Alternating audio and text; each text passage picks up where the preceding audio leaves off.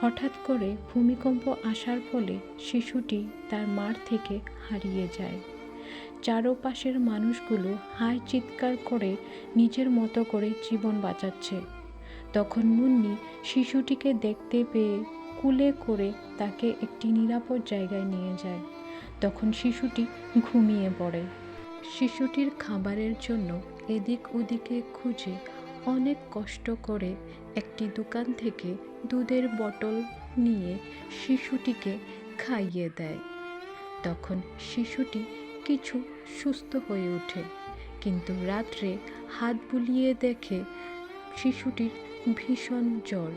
তখন মুন্নি কিছু বুঝতে না পেরে বাচ্চাটিকে কুলে করে নিয়ে রেস্কিউ টিমকে দিয়ে দেয় আর সব বুঝিয়ে বলে। রেস্কিউ টিম তার মা বাবার কাছে বাচ্চাটিকে পৌঁছে দেয়। তখন মুন্নি অনেক কাঁদে, কারণ তোমরা লাইক সাবস্ক্রাইব করো না।